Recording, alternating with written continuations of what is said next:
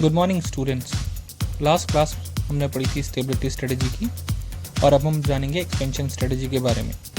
Expansion strategy 5 तरीकों से पूरी की जाती है। इसका सबसे पहला स्टेप, सबसे बेसिक स्टेप है कंसंट्रेशन। जैसा कि नाम बता रहा है कंसंट्रेशन, आपको अपने प्रेजेंट बिजनेस पे कंसंट्रेट करना पड़ेगा।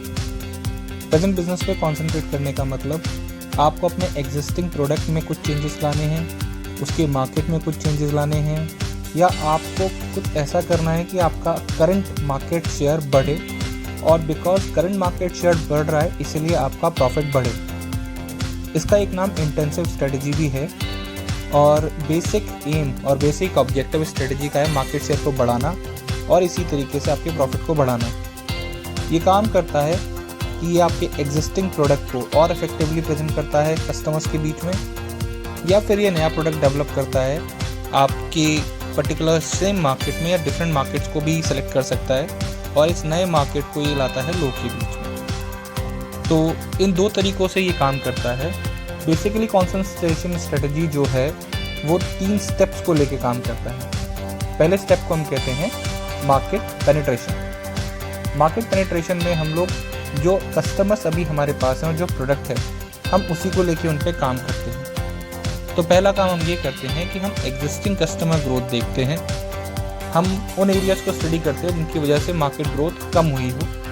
फिर अपना बिजनेस रीस्ट्रक्चर करते हैं। अभी हम प्रोडक्ट में कोई चेंज नहीं ला रहे हैं, पर हम उसके फीचर्स में या उसकी सर्विसिंग में कोई चेंज लाएंगे और सेम कस्टमर के सामने अपना प्रोडक्ट वापस रखेंगे, जैसे कि लो कॉस्ट एयरलाइंस ने इंडिया में किया। अगर जो हम बात करें इंडिगो की, तो इंडिगो ने अपना सेम प्रोडक्ट एयरलाइंस इंडिया में रहने दिया, लेकिन उसको चेंज किया सिर्फ एक सिंपल स्टेप से, उसे लो कॉस्ट एयरलाइन में कन्वर्ट करके। अब सस्ते और चीप टिकट्स के लिए आप इंडिगो को याद करते हैं, तो ऐसी मार्केटिंग करके अपना मार्केट शेयर बढ़ाया और at the end of the day profit भी बढ़ाया। दूसरा तरीका जो है कंसंट्रेशन स्ट्रेटजी का, वो है मार्केट डेवलपमेंट। पेनिट्रेशन में हमने सेम मार्केट पे काम किया और उसी में अपने कस्टमर डेवलप किया। अब वंस आपने अपने पुराने मार्केट में डेवलपमेंट कर लिया, तब हमारे पास नया विचार आता है मार्केट डेवलपमेंट। अब हम क्या करेंगे, अपना प्रोडक्ट लेके किसी और मार्केट में भी लॉन्च कर सकते हैं। मान लीजिए आपको इसी प्रोडक्ट के साथ अभी करंट मार्केट में दिक्कतें आ रही हैं, तो आप नया मार्केट ढूंढते हैं अपने इसी सेम प्रोडक्ट के लिए और आप कैप्चर करते हैं एक नया मार्केट, जैसे कि कॉयर कंपनी ने किया था। कॉयर कंपनी मैट्रेस बनाती है। इंडिया में कॉयर कंपनी ने अपना मैट्रेस बेचना शुरू किया, पर उन्हें प्रॉब्लम आई क्योंकि मार्केट में सिंथेटिक फोम और फाइबर के प्रोडक्ट्स आ चुके थे। अब कॉयर के सामने एक ही रास्ता रह गया था, वो अपने लिए एक नया मार्केट ढूंढे। तो कॉयर ने अपने मार्केट के लिए दूसरे कंट्रीज को सिलेक्ट किया और वहां अपना प्रोडक्ट बेचा एक डिफरेंट ब्रांडिंग के साथ, जो कि ब्रांडिंग थी एनवायरमेंट फ्रेंडली। इससे कॉयर को एक डिफरेंट मार्केट मिला और उसने सेम प्रोडक्ट को दूसरे मार्केट में लॉन्च कर दिया, तो ये भी उसके लिए बेनिफिशियल रहा। तीसरा तरीका है प्रोडक्ट डेवलपमेंट।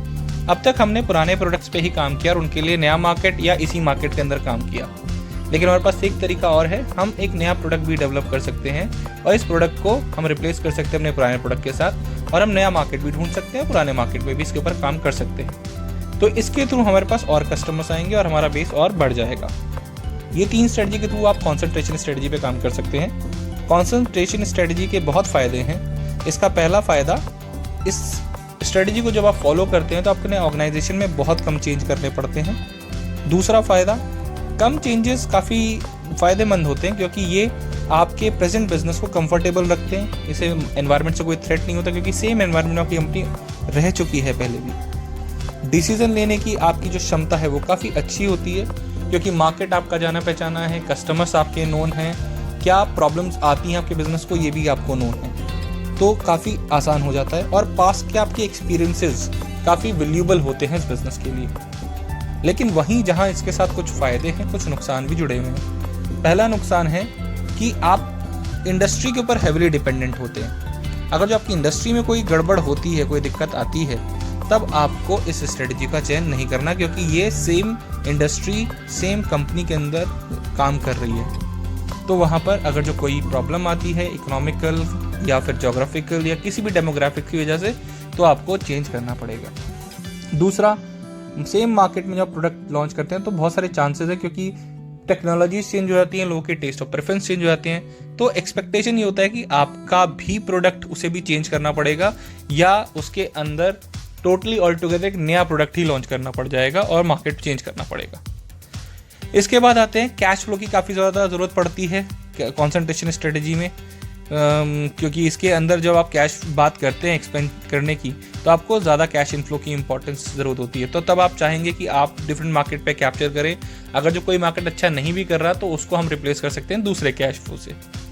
इस वजह से कॉन्सेंट्रेशन स्ट्रेटेजी पे काफ़ी कम काम किया जाता है या उन कंपनीज में काम किया जाता है जहाँ पर उम्मीद होती है कि प्रोडक्ट में कुछ कमी रह गई हो, उसमें कुछ करेक्शन करके सेम मार्केट में लॉन्च कर दिया जाए। अगर जो आप भी इसी सेगमेंट में फॉल करते हैं तो कॉन्सेंट्रेशन स्ट्रेटेजी आपके लिए बहुत बेहतरीन है।